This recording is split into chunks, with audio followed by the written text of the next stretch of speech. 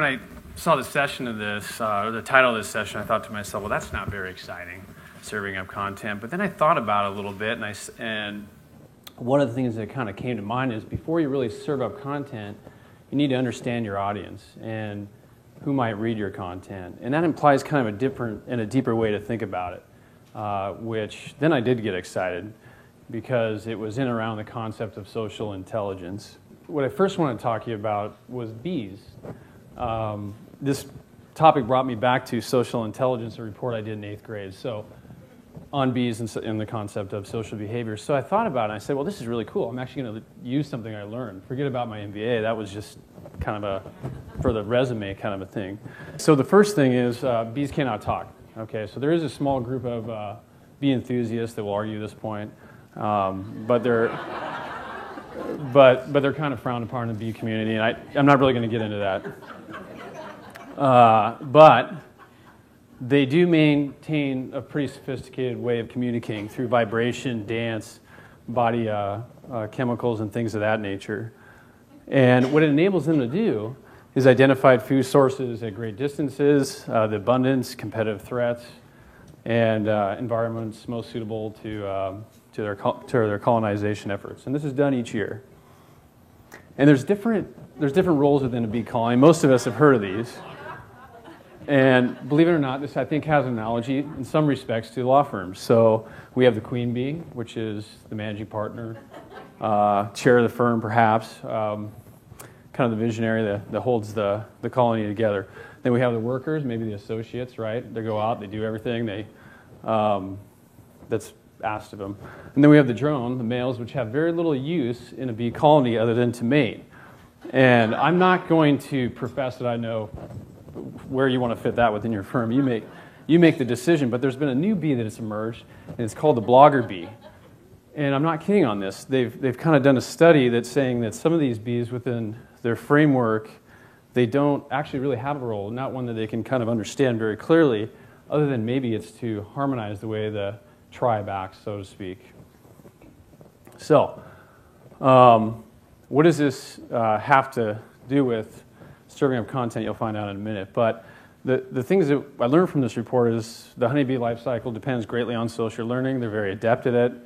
They actually have cognitive maps they're created to identify where sources are, and they kind of argue with each other. And the blogger bee helps out in that context. And learning is essential to foraging. And this is very much what the social web or new media is about. You know, are we as adept to honeybees when it comes to learning? So really, I only have 3 questions I want to answer for the last 10 minutes here. 1 is, are we adept at honeybees when it comes to learning? 2, what's content's role in this new media? And 3, how can we benefit from social listening and learning? So, are we adept as honeybees? So one of the statements I threw up there earlier was, what do honeybees do, right? So they identified food sources at a distance, which is really who should we target? Is there low-hanging fruit? And the abundance, okay, there's work there now, but how about in the future? Competitive threats, are any of your peers already out there doing this or putting out messaging that you want to put out into the environment of the web? And are you in environments most suitable for your habitat long term? Okay, so the overall vision of the firm and growth. These are things we do as marketers. And I ask you, how adept are you at this in the context of new media and your positioning? So I would argue that the blogger bee, part of that role within the framework of a law firm, is to produce content and maintain social relationships. And guess what? They can't do it with talking because it's in the web, right? So the ways that you'll maintain these relationships and engage are going to be different. But it's going to enable you to engage with clients, prospects, in manners that are to create new bonds and new relationships. Okay, so what's content's role in all this, right? I've been talking about bees for the first part of this. It's 2 things, right? One is what I just talked about is the engaging aspect, right? Is putting out content into the environment which enables you to connect with people. But the other role that, kind of using, again, the metaphor of bees, is the foraging aspect. So how does this lead to new opportunity, and how can I understand that content to derive new opportunities for myself and my firm? Okay, so that's really content's role.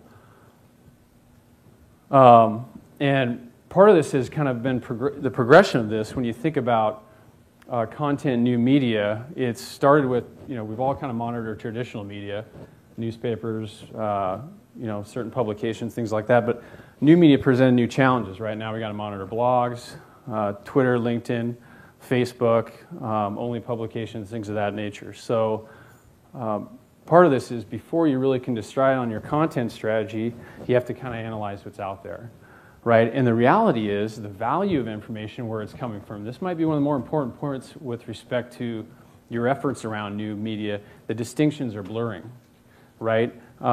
If you're a lawyer and you're interested in clawback provisions, FCPA, whatever your skill set is, Fair Labor Standards Act, a lot of the substantive conversations are actually occurring in new media and not in traditional media, right? Traditional media reports on the stories, the big stories, but if you're not monitoring this other half of the equation, you're kind of missing the picture, right? So distinctions are blurring, means of publications are less relevant. Really the emerging benchmarks are, is this an important piece of information that I found, and can I kind of use this to my own advantage, right? To either inform a client of what I would say would be a legal risk or an opportunity with that client.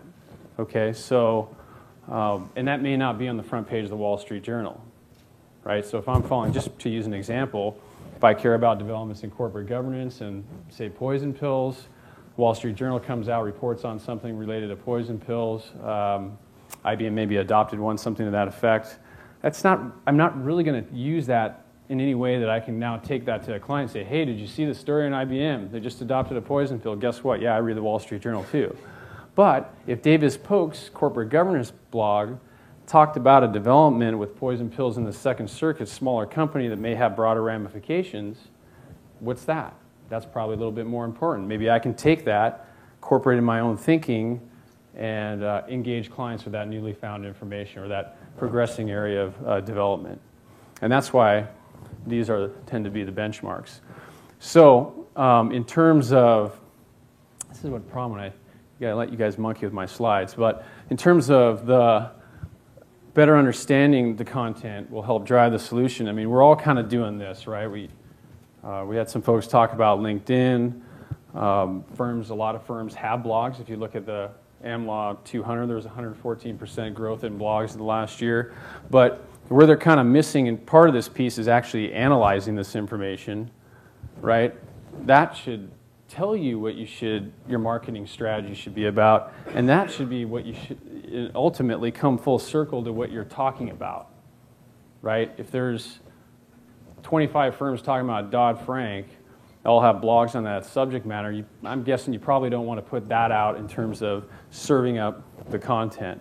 So it has to start with some analysis, and that's the foraging, that's the social learning, that's what bees do, right? They go learn where the most abundant sources are. Okay. And then if we do all those things, and we do them in that kind of continuum, learning, foraging, then serving up, we're going to be better at client monitoring, competitive benchmarking, staying current with issues, getting ahead of trends instead of talking about them after they've happened, marketing, content positioning, i.e. what we're talking about. I've got another point related to content positioning that's in a minute here, but what we're talking about is getting more and more bifurcated into specialties, right? There's 275 blogs that deal with labor and employment issues. That's a lot of blogs dealing with one overall grand subject matter. So what are you talking about within that kind of group of blogs that I should be listening to? Lead generation, people, having people be more effective at this if they understand it, and organizing your intelligence practices. Okay, so my last question is how can we benefit ultimately? If we're out there doing this activity in the context of new media and sharing content, engaging, and maybe we're even listening pretty well, but ultimately, how do we benefit? And the benefit statement comes with understanding kind of what's happening with information in new media, right? The old way, in terms of kind of thinking about business intelligence, and the point I make here is, it's kind of reactionary, right? I read an analyst report at the end of the quarter, maybe in SEC filings, we look at what our clients kind of already did, and we try to anticipate somehow what they're going to do in the next 6 months. Well, the truth of the matter is a lot of it's out there today, right? But it's different. And this is, I want to present this framework with what I think the future of BI will look like. It'll be real-time, social networks. Software as a service really requires a lot of analysis of this information, so that's hard to do inside your own firm, right? So different companies will present different options there. But my favorite thing about this is really the notion of information democracy. And actually, this is a Thomas Jefferson phrase, and he coined it, what the people say is the currency of democracy, essentially, and that's what he meant by information democracy. So, and the same thing applies in the web, right? It's what people talk about that gains momentum, risk, opportunities, whatever they are. So the better you understand what people want you to talk about, then you can actually affect the result. Okay, so take case in point.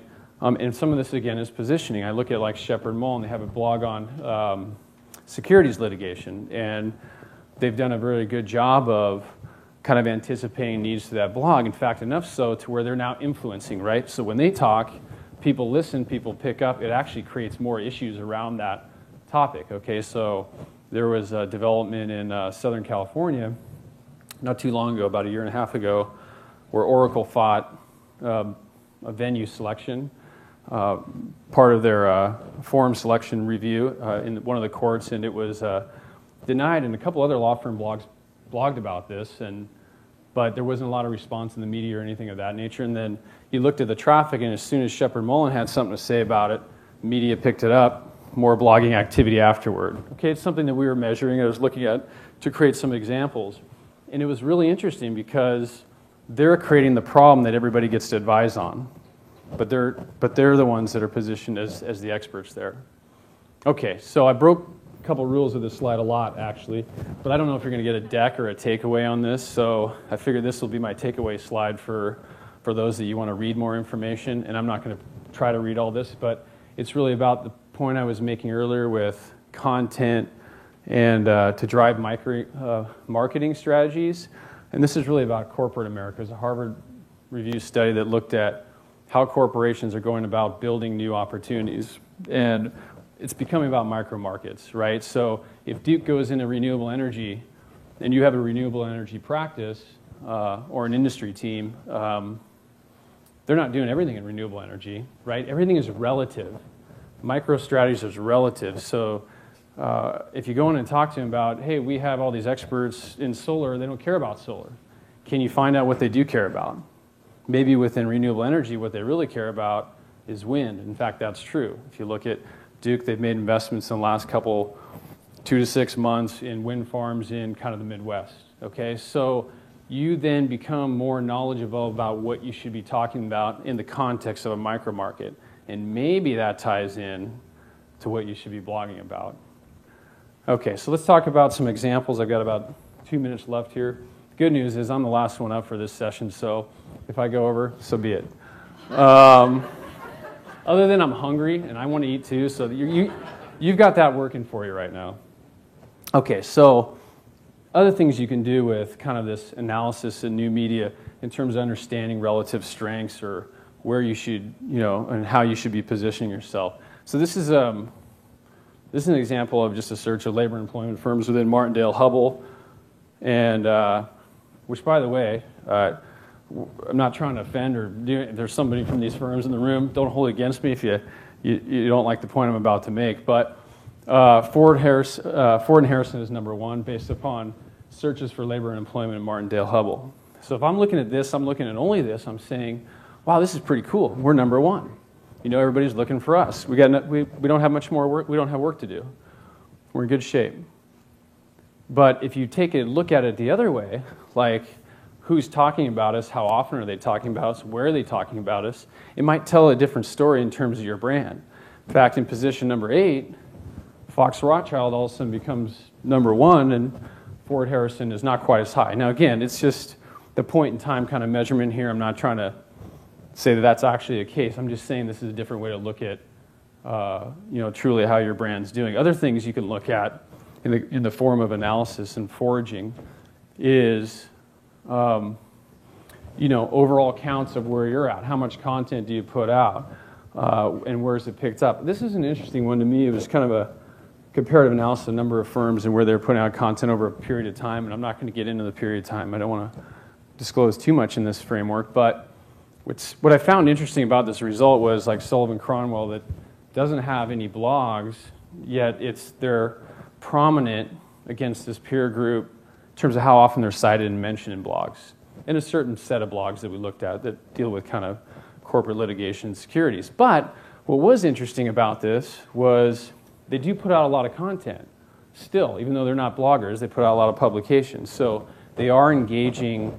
The community, and that's driving some of their blogging activity. So, parting thoughts. It's new media. Since it's new, isn't it going to demand some new approaches and new ways to think about stuff? I mean, I think so if it's new. And the last thing I'll kind of leave you with is the idea of learning. I like this statement on social learning theory, and it's basically fundamentally is, can I see what's happening and model that and make it my own? And that's the idea of listening, right? If you're listening and you see it, then you can kind of pick up that poison pill development on Davis Polk's blog. With that, good day, have a good lunch, and don't forget to go forward, listen, analyze, and act.